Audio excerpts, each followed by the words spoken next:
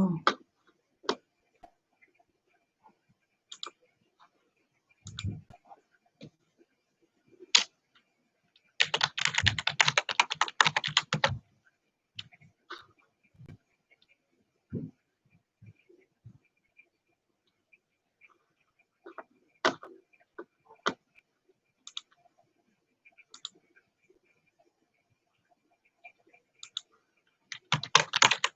Oops.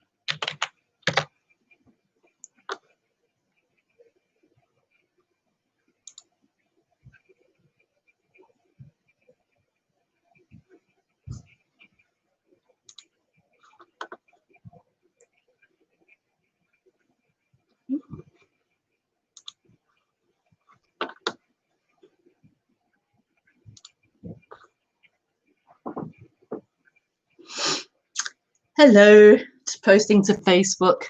I think we're all set up correctly.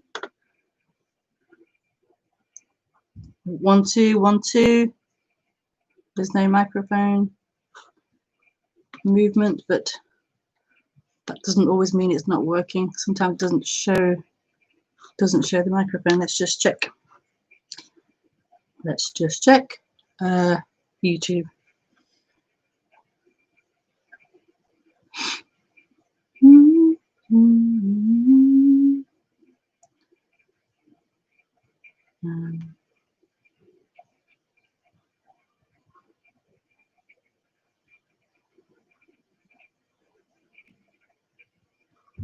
Oh, it's just me checking. Hello? Oh, it's just me checking. Yeah, yeah, it's working. Okay.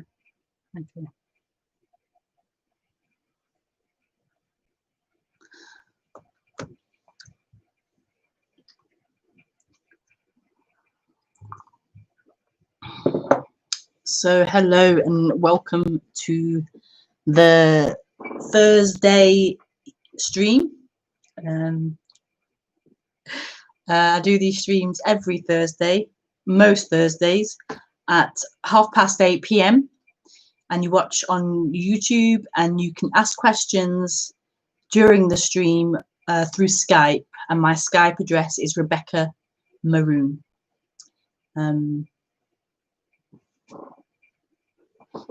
Yes.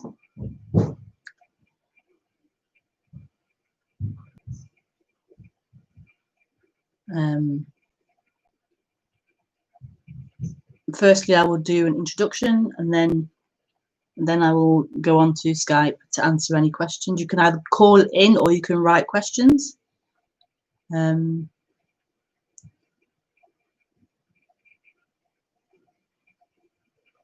So just write to call in, and I'll call you, or say yes, call me. And if you do call in, you have to also just mute the YouTube video and just speak through Skype and not YouTube.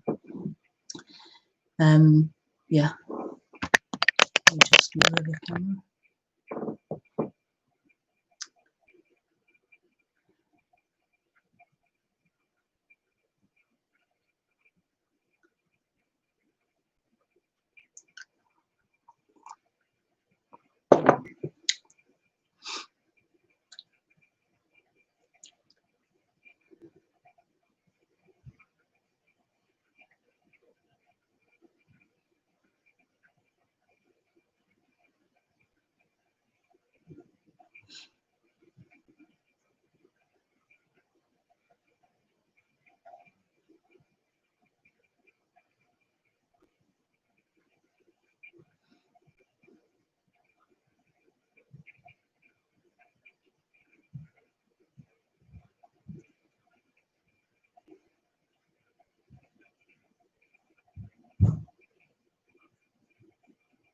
So I mean, where do you begin?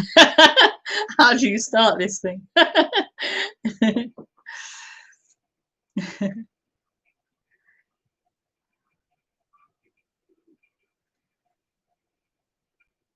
So non-duality is the subject of this talk, and non-duality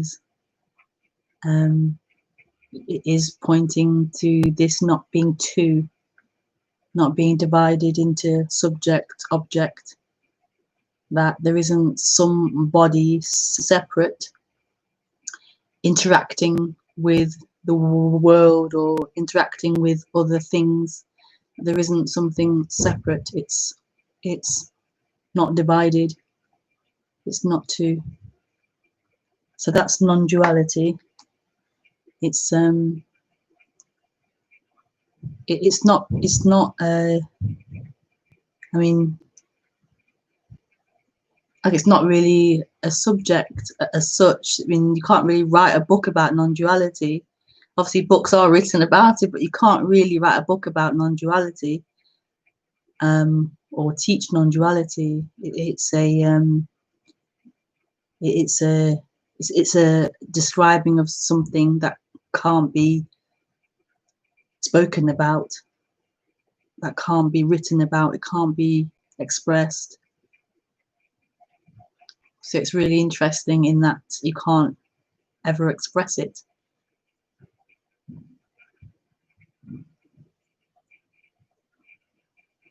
And yet we have these talks, we have these retreats, these meetings, these books called non-duality.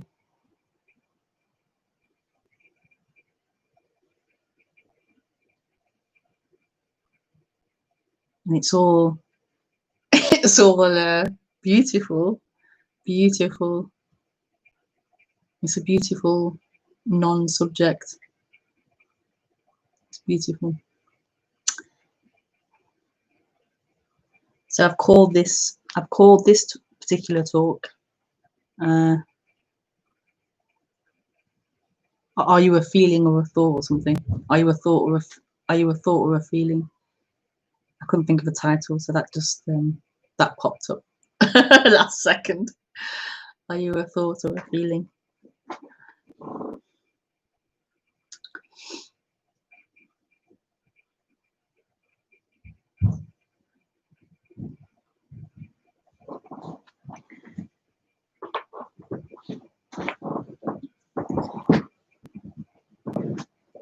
This chair's not very comfortable.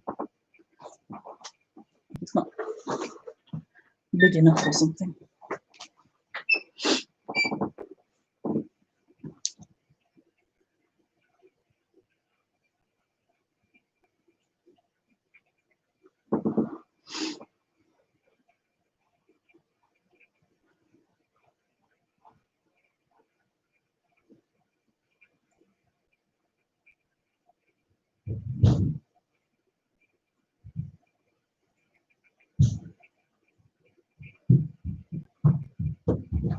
Let me just go and tell them to quiet down a little.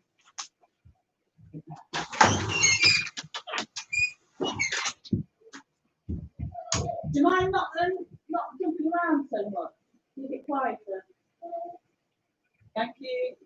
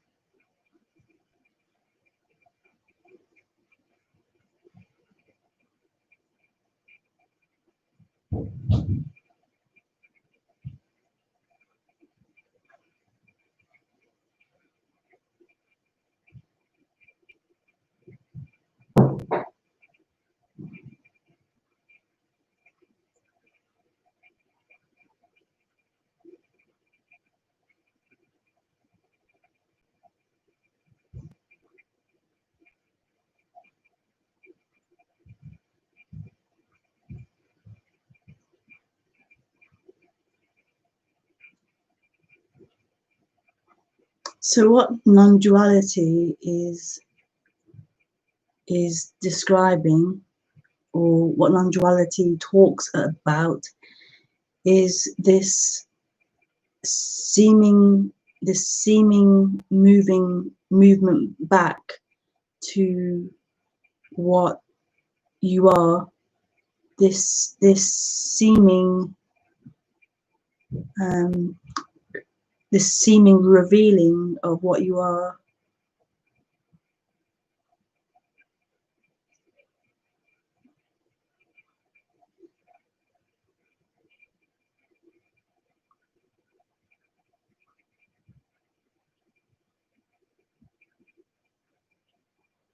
So this moving back from identification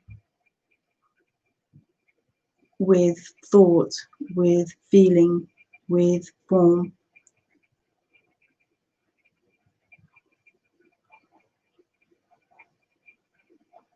So what happens in a child, not an actual entity child, but the body, let's say the body of a human called a child. What happens to the child is that there seems to be this development of a sense of a looker, a sense of someone in the body looking out, someone experiencing. This identification seems to happen, this growth of this sense of identity, this sense of I am something, I am, that seems to develop, I exist. And that becomes heavier and heavier, that becomes heavier and heavier and more unsatisfying, because it just doesn't feel right. What's being looked for is wholeness. What's being looked for is freedom. Like something's stuck on you, or something, like something's stuck, and there's a trying to find the release of that, or trying to find the fulfillment of that. It just doesn't feel right. Something's missing, or something's not quite right. It's like a loss of something. And then seeking to try to find that, or discover that, or resolve that. And what non-duality is pointing to, or describing, or pointing out, is that what's being looked for can never be found in the world of form, in the world of objects, in the world of things.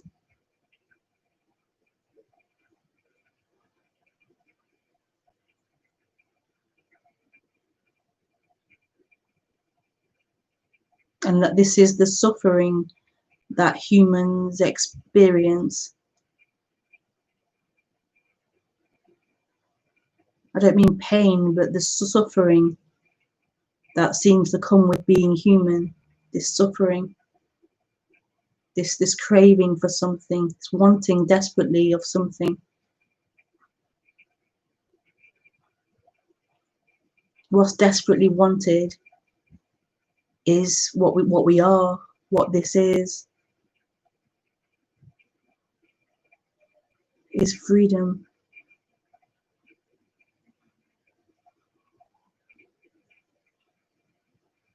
Freedom beyond pleasure.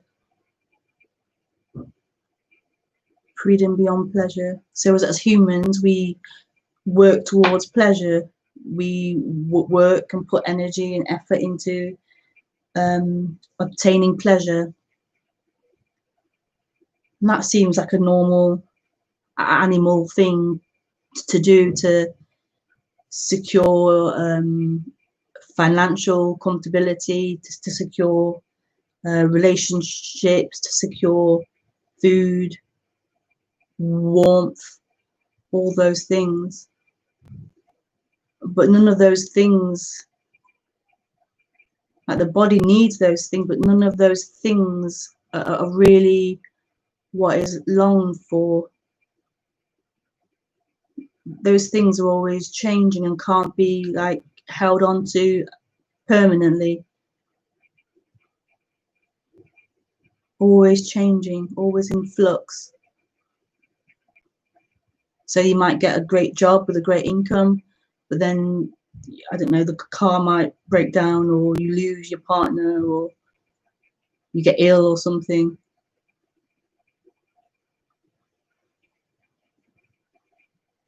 So there's always some kind of problem or some job that needs to be looked at on as a human.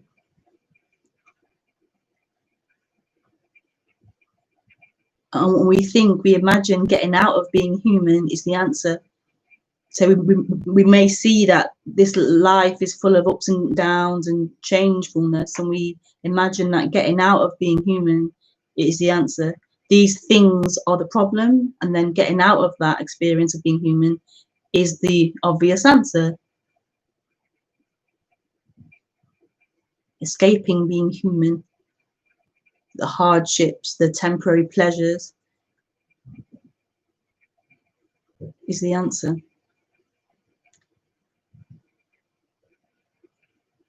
And kind of it is the answer, like it is the answer, but at the same time it isn't the answer.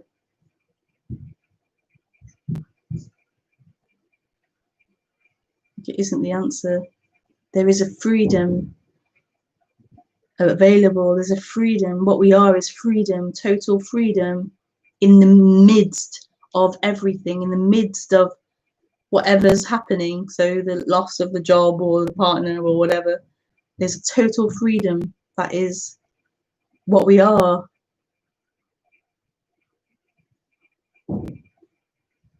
What we are is total freedom.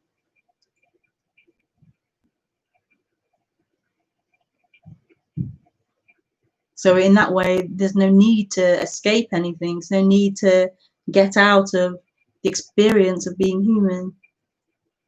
There's no need to avoid pain or hold on to anything. Because what we are is that love, is that freedom.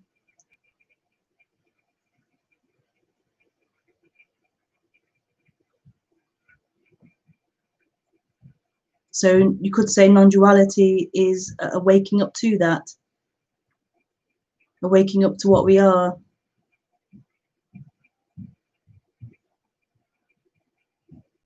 Beyond name, beyond form, beyond thoughts, beyond feelings, beyond situations, beyond circumstances, beyond everything.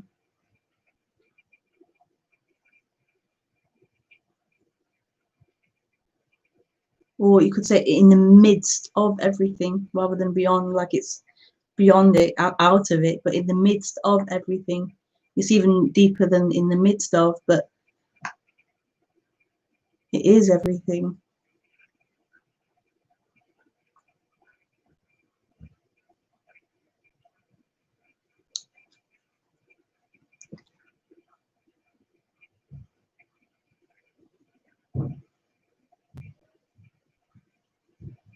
It is everything.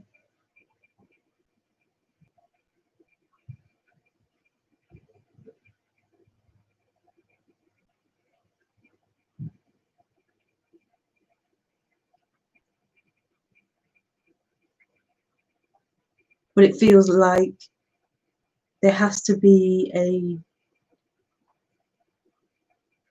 peeling away of everything, a peeling away of all these forms, these objects we think we are. And there are practices that are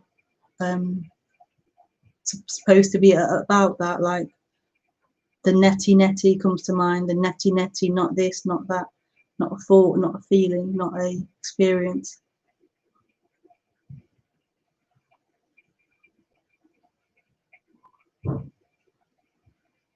So there seems to be that happens, this peeling away, this questioning of all ideas or beliefs or labels or names.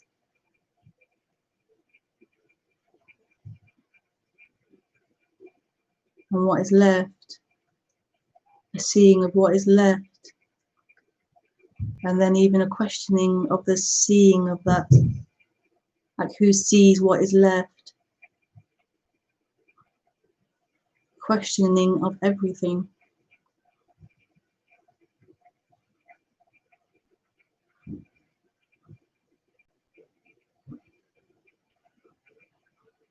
That can be really amazing. That can be really amazing. To discover that you're not a thing, that there isn't anything here.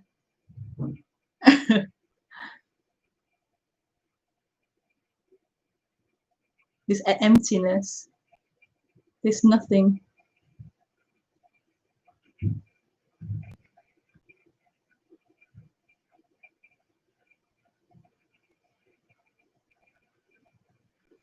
But then there's everything. There's everything.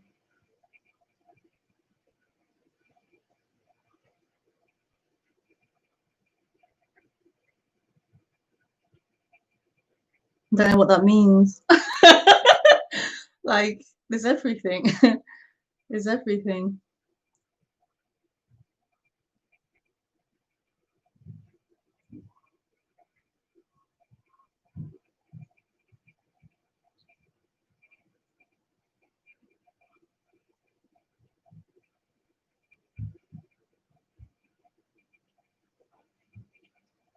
And it's just impossible really to really put into words, and it's impossible to say anything really.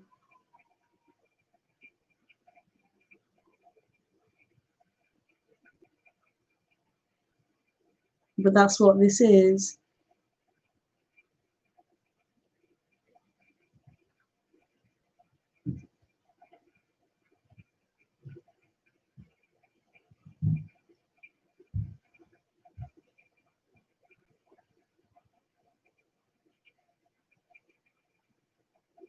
And then there seems to be a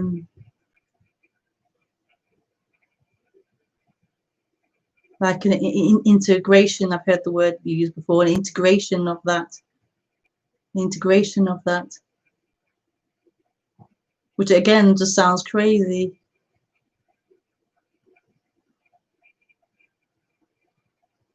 Sounds totally crazy. How can there be an integration of this? Who would integrate? What is there to integrate?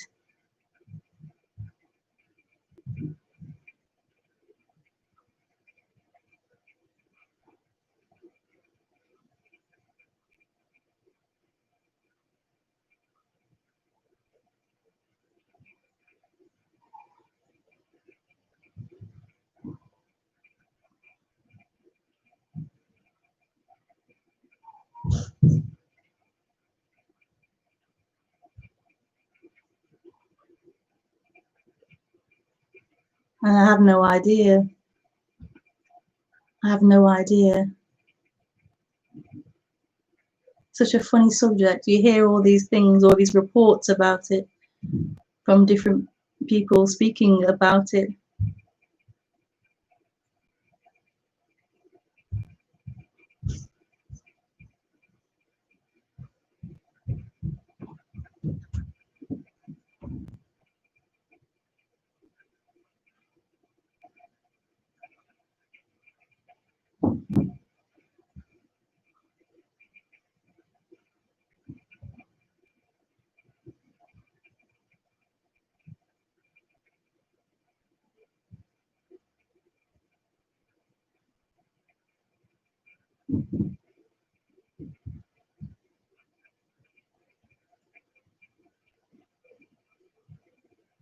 But I would support the idea that there does seem to be a period of integration, or it's also called meaning and being, where there's this revealing of what you are, and then this identification again with mind and their thoughts and feelings.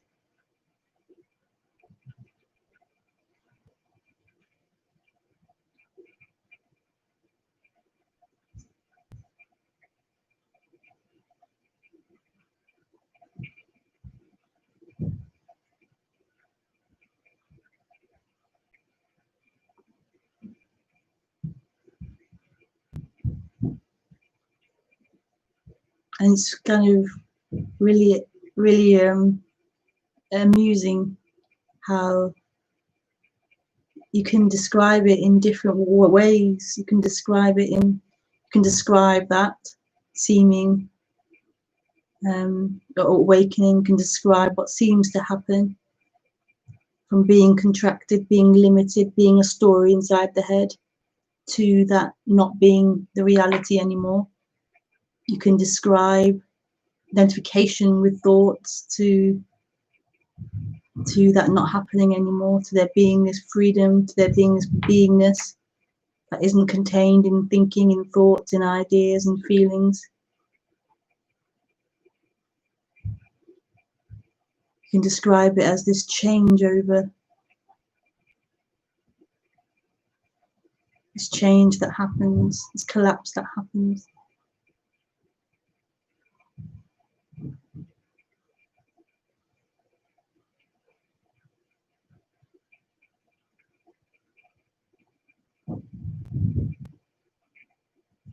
You can describe it, some describe it as always being free of all negative emotions. I've heard some say they no longer have negative emotions of sadness or anger or anything. Some say that there are no more thoughts, thinking stops.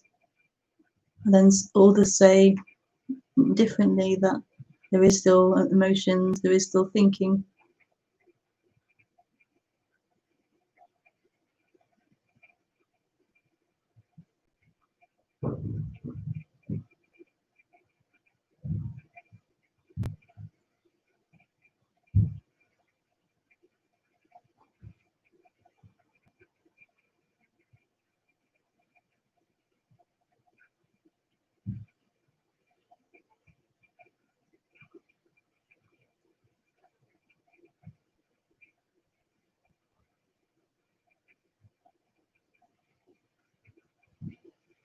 I don't really know what the point is.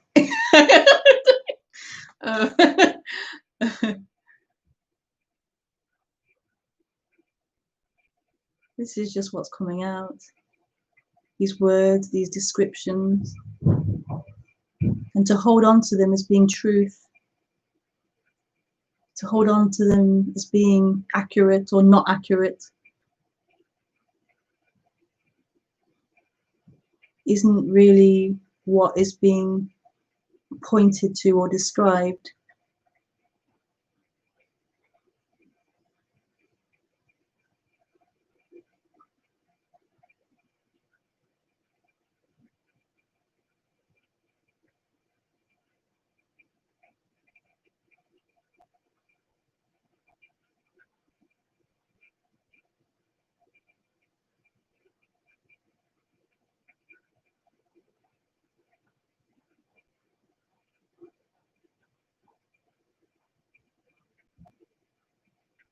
What is being described is that what is being longed for is this.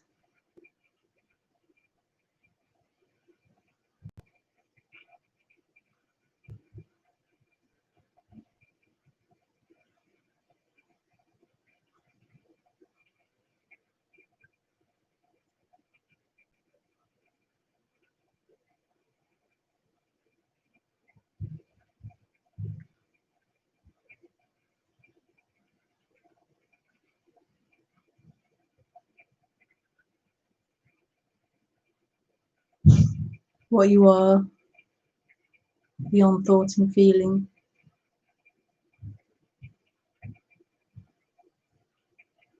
This peace, this freedom.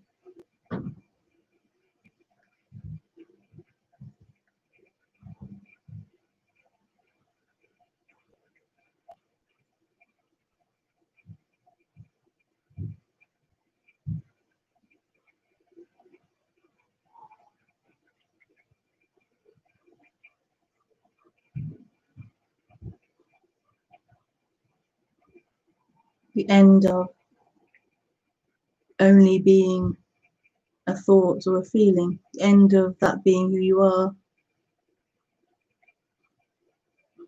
which was never true. What's here isn't just thought and feeling.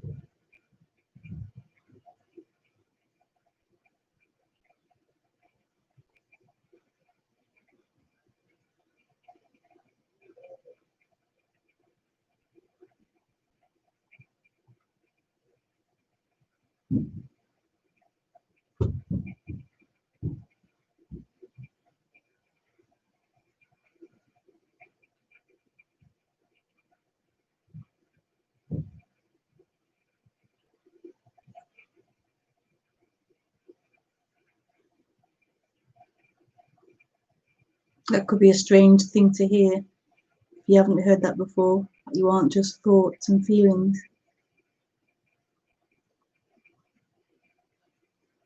You aren't an idea. You aren't a thing.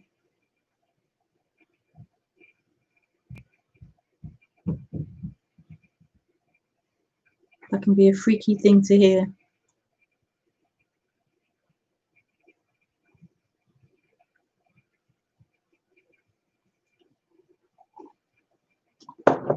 Freaky.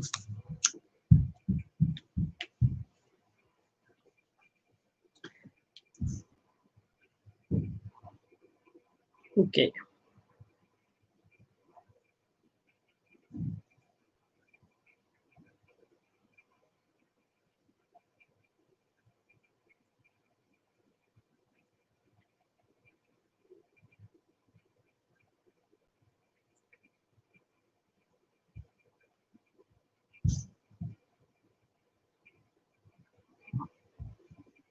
Hi. Hi, Prachi. Hi, Rebecca. Love your talks. You keep saying it's beautiful. Is it life you're referring to? It's beautiful.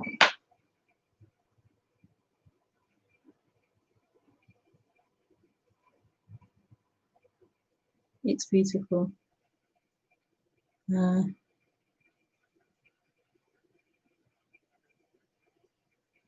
Do I say it's beautiful?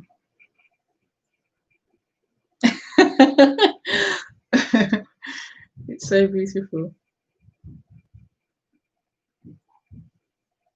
I'm referring to what you are, I suppose. I'm referring to what this is, what you are. It's beautiful. This boundlessness, this not a thing.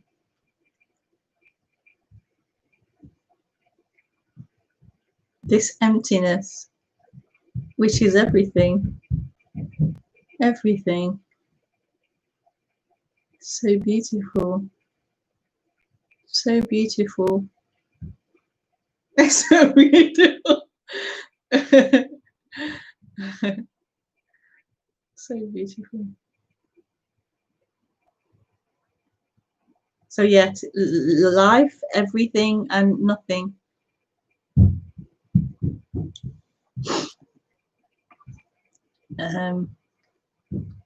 Why is the me never satisfied or happy?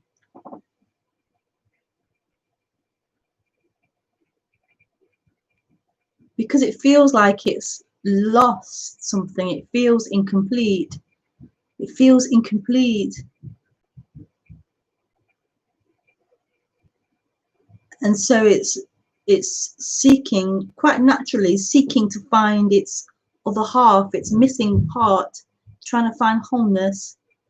And it's seeking through forms, through objects, which can't ever be it, can't ever satisfy for long, yeah, for very long. So of course it's unhappy, desperately looking around to find its lover. Of course it's unhappy, desperately looking around to find its resting place. And it's looking in quicksand. It can't ever find a resting place in thought, in mind, in ideas, in forms. Of course it's unhappy.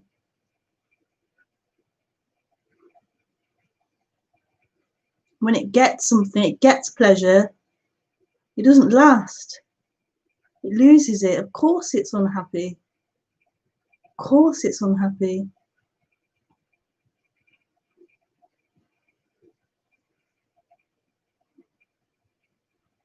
So it's striving to find that which is permanent.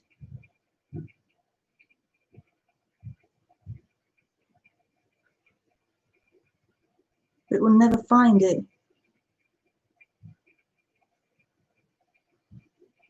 Which can sound depressing.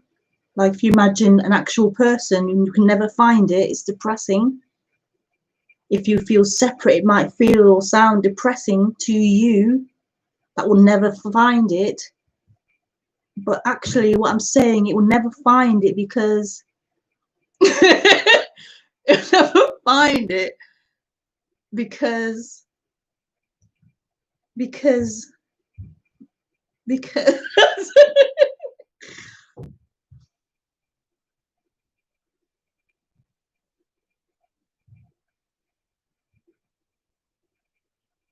because that was never true. That someone, that sense of a someone, a story, identification of someone was never actually a reality. What you are isn't that limitation. What you are isn't that story of someone.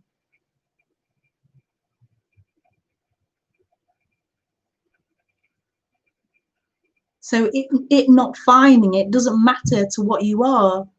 What you are already is it. What you are is already it.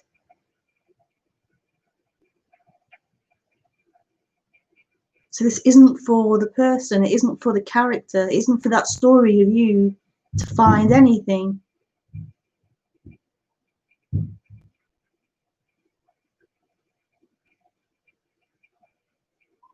So you believe you will die at some point.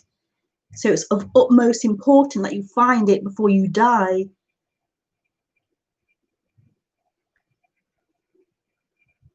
But what you are will never die. What you are can't die. What you are isn't a thing, isn't a form, an object.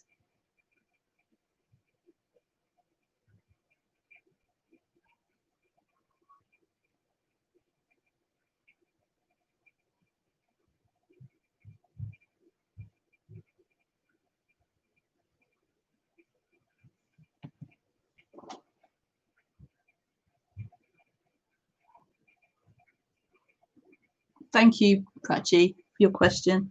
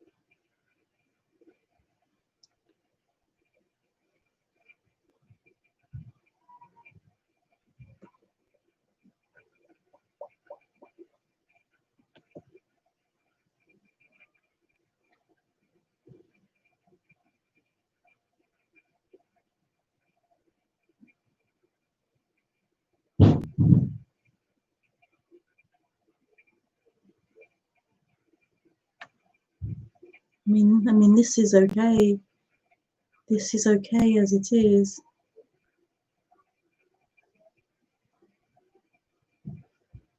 This is okay as it is. The mind's always wanting to run away from this.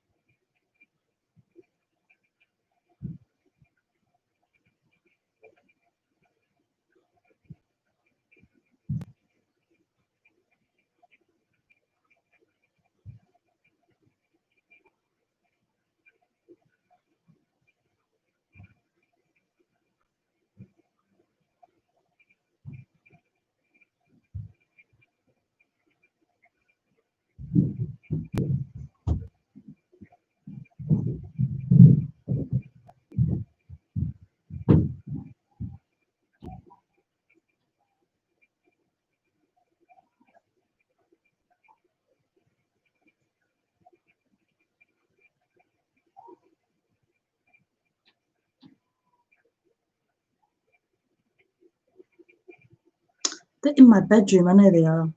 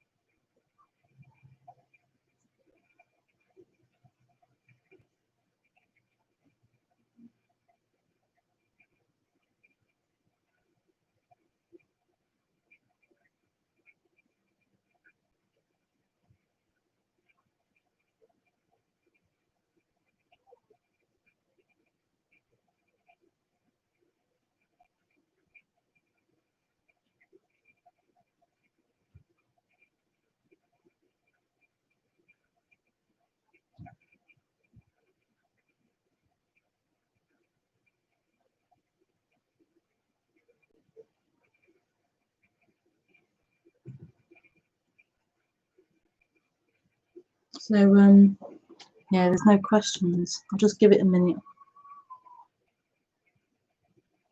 It's my neighbour's cat. They love cats. They're obsessed with cats at the moment.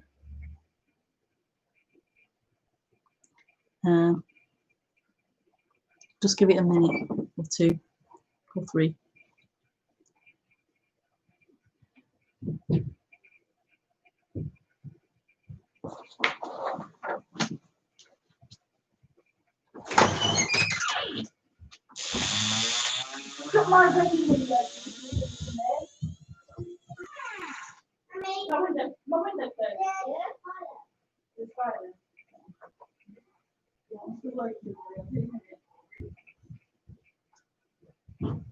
Just shut the window, if you don't mind.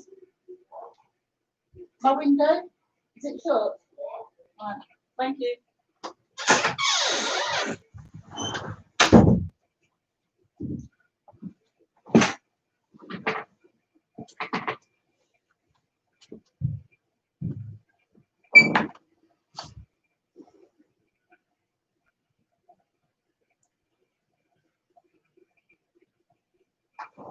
Okay, so there's no